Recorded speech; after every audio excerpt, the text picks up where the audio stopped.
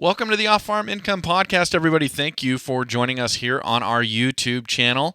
Well, we've got a couple back-to-back interviews this week, and we're doing it just like last week. We're doing FFA interviews on Monday and Tuesday because Wednesday is New Year's Day, so we're going to do our New Year's episode on Wednesday rather than doing my solo show on Tuesday this week. But anyway, we're going to be speaking with Rachel Sherman today. She is coming to us from Big Walnut High School in Sunbury, Ohio, and she's going to be talking to us all about her dairy production SAE and a nice little twist on her being a collector of dairy cows. I'll let her tell that to you here, starting right now. Joining me today is Rachel Sherman, and she is coming to us from Big Walnut High School in Sunbury, Ohio, and she's going to be talking to us all about her 2019 National Proficiency win. Rachel, welcome to the show. Thank you very much for coming on. Thank you for having me. Hey, you bet. I have been looking forward to speaking with you and glad to get it underway. I wonder if I might be able to just ask you a few questions about you before we get going into your SAE. Okay. All right. Well, how old are you, Rachel? I'm 17 years old. Okay. Does that make you a junior or a senior this year? I'm a senior. Okay. Great. And are you serving on the officer team or anything like that? Yes, I'm currently this year's student advisor. Oh, okay. So what do you do as student advisor? I basically oversee everyone, and if they have any questions about advisory meetings, which we hold with our alumni, and also my FFA advisor, Mr. Simmel, that discusses our statistics and what classes we're doing and stuff like that. People can come to me and ask them, and I basically just represent the student body of our chapter at those advisory meetings. Oh, very cool. Well, good for you. Now, how long have you been part of the FFA? I have been part of it since my 8th grade year, so this will be my 5th year. Okay. And what brought you in? Why did you want to join the group? I really wanted to join considering I had my dairy cows, and I really knew that was something that would, besides 4-H, that would allow me to focus on those. And it was really a hands-on class that focused on my interests, which I was looking for at the time. Okay. So you're talking about your dairy cattle. So usually I ask the students that I interview if they live on a farm, they live in town, or something in between. It sounds to me like you must be on a farm or something with some land for your cattle. Yes, I do live on a farm. Okay. What does your family do there on that farm? Is it a dairy farm? Yes, it is a dairy farm. So we primarily have dairy cattle, but both of my parents also have off-the-farm jobs. Oh, okay.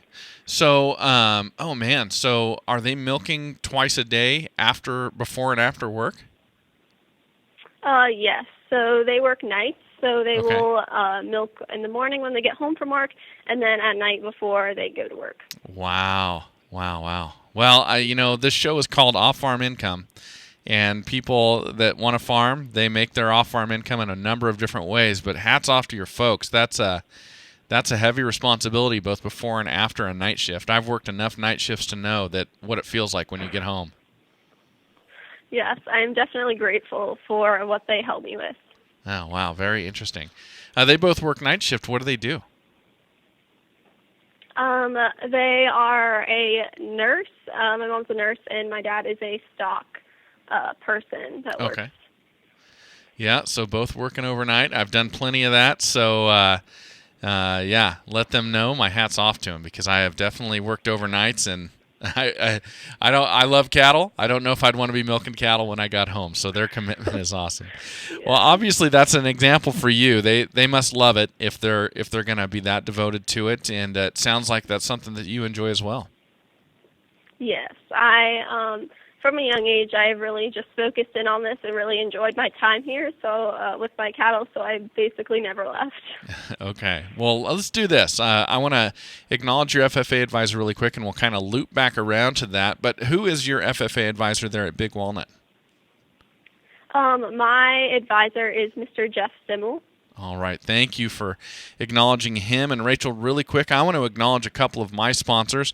Everybody, I am talking, of course, about Powder River Livestock Handling Equipment. They make excellent squeeze chutes, panels, runways, sweep tubs, whatever you need to handle your large livestock. If Rachel needed to run a cow into a squeeze chute, Powder River would be a great solution. I've been to their factory. I've seen how they make their equipment, and they make absolutely fantastic equipment. We've got Powder River right here on my own farm, and you should as well. Make sure you check them out at powderriver.com. And, of course, everybody, I always love to acknowledge our great sponsor, Lacrosse Footwear. Lacrosse boots, they don't just hold up. They're not just strong. They're not just waterproof. They're not just great traction, but they are comfortable and warm as well. And if you're going to be working out in the mud or the snow, you definitely should have Lacrosse on your feet.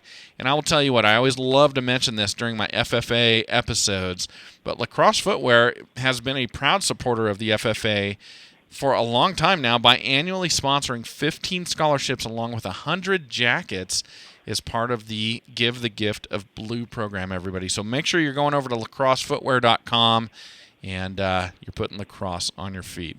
All right, Rachel, thank you for letting me get away with that. I assume that you have to have some cattle handling equipment there on your dairy. Yes, of course. And I would assume there's got to be some rubber boots, too. I mean, it is the dairy industry. It has to be. Very good.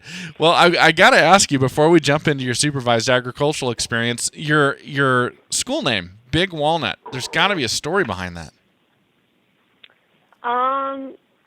I don't know of a story behind it. I know that our school is located by the Big Walnut Creek, so that is probably the reasoning. That's got to have something to do with it. At some point in time in Ohio, there was one Big Walnut somewhere. That's got to be the story. Now, I guess. I grew up in California around a lot of walnut orchards. I love walnuts, and I've seen some big walnuts, so I would be really curious to know where the name of this came from. But anyway, I digress. Okay, let's talk about your supervised agricultural experience. What have you been doing that led you to your proficiency win this year? So I basically, since a young age of 4, I was first gifted my first heifer, and since that I have just added to my herd. So every year I would get a show heifer that I would show locally. I started off at county fairs, and then I soon got to a point where I was able to just keep breeding my own cattle, so I no longer had to buy and have outside expenses. And since then I have just grown my herd to have around 20 cattle and to show at various levels.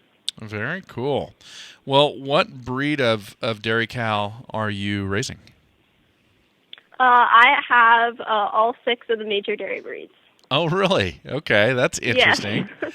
So you're a collector. You're a collector of dairy cows. Yes, I am. Very cool. Well, when you talk about growing your herd, you assume it starts with the one heifer. She has, a heifer calf. It grows. But obviously, you've bought heifers over time. Then, if you're going to be raising all 6 different major species or major types. Yeah. Okay. I just kept wanting to explore the different areas, so I just kept every year I would add a different one. Okay. So, what did you start with? Let's do this. I started with a Guernsey heifer. Okay, and then what was next? My next purchase was a milking shorthorn heifer. Oh, cool, milking shorthorn. Now next? And then I did, I believe then it was like Holstein, just for production. So my family got Holstein, so then I got a Holstein calf. All right, we're halfway there. I'm really putting you on the spot.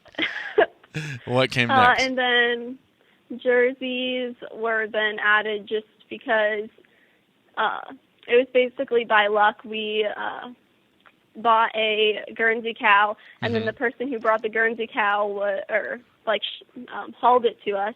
They brought 2 Jersey cows unexpected, and they were like, "Hey, would you like to buy these?" Okay. And we figured they'd just been on a trailer for a really long time, so we bought the jerseys, and then my friends really got into Swiss, so then I wanted to see that. So then I bought myself a Swiss, and then finally I figured I might as well round it out and get an Ayrshire. Ayrshire, okay. Oh, very cool. Wow, good for you. So now, no pressure. Your cows are not going to hear this show unless you play it for them. But do you have a favorite? Yes, I would say I definitely do have a favorite. Of course, I don't know. I feel like I have a favorite every single year. But do you want my all-time favorite or my favorite one that I currently have? My all-time favorite. All-time favorite. I want to know the MVP. Your all-time favorite. So my all-time favorite cow would be Guernsey cow that went to state and national levels. Okay. Now, is she your all-time favorite because of what she achieved, or is she your all-time favorite because that's your favorite breed? I would say both. I mean, She basically just had the best of both worlds. Okay, very cool. Well, so congratulations on your national proficiency win, by the way. That's an incredible accomplishment. Thank you. You bet. So now, where will this take you from here? Will you be competing again next year? Are you going to try and compete and become a national star or something like that? I would say for right now, I'm not trying to compete in that, but I do plan to get my American FFA degree. Okay, good. That is a great accomplishment to get, so good for you. Really interesting. So you have grown this dairy herd over time. You're up to 20 head. And are you showing exclusively? Are any of these girls being milked? Are you selling cattle? I mean, tell me how it all works. Yeah. So I do all of those things. So I have milking herd. I show some of them, of course, since you can't just purely get a living off of show. Mm-hmm. I have to rely on the milk production. And because of my location closer to a larger city, I have really relied on selling bull calves as my main source of income. Okay. And so you're selling bull calves, and so how does the proximity to the city help you when it comes to selling the bull calves? I would say it definitely helps me since I have a more diverse herd. Uh-huh. So having all those breeds available to me, it allows people to come to me and I can be like, what do you want? And then I can, again, have that network. And also with the show side that comes into this, it allows me to charge a higher price for my cattle since they do have those good genetics. Okay. Yeah, very good. So I still am picturing the bull sale. So are you raising your bulls up to where they're finished and they're ready to be butchered?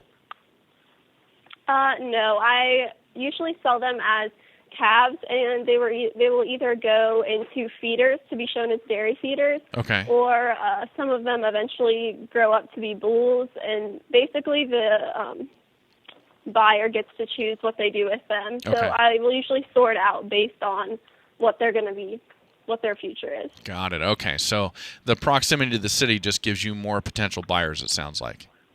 Yes. Oh, cool. Good for you. And now, are you selling show stock as well? Like, will you sell heifers rather than putting them into the milking string? As of now, I haven't really sold a lot of my heifers, and I've mostly kept them just to, okay. Since I really like to focus on those genetics, I've really just kept them to keep bettering my herd. Okay. Well, now you've got these 6 breeds represented. So does that mean that you're AIing everybody to keep it consistent, or do you have 6 different types of bulls? No, yes, I usually AI, and since my Guernsey herd is the largest, most prevalent breed in my herd, I have experimented with pasture breeding with my Guernseys. Oh, really? Okay. So that means you've got a Guernsey bull? Yes. Okay, interesting. So you've got a passion for dairy, obviously. Yes. That is great. Well, so where do you want this to take you? Here you are, you've got about a half a year of high school left to go, and then you're done. What's next? My next plan is to go to the Ohio State University and the ATI campus. Okay. And do you know what you want to study yet? Yes. I plan to do an animal sciences with a dairy specialization to still stay in the industry. Very cool. And then where do you see yourself going when you're done with college? And by the way, Rachel, no pressure. This is very early to be able to answer all these questions. But when you look forward and you think about what you want to do for a living, do you envision something in particular? Yes, I would definitely say that I have like various stepping stones that I plan to, in order to achieve my goals. So I'd first like to be like maternity or calf manager on a dairy, and then eventually I would like to open up my facility to have an agritourism business. Oh, wow. Very cool. So agritourism. And do you have a passion for like teaching people about ag and letting them see how it all works, or where does that part come from? Yeah, I would say like my 4-H club, every year we go around and we have like we go to everybody's place and we talk about our projects.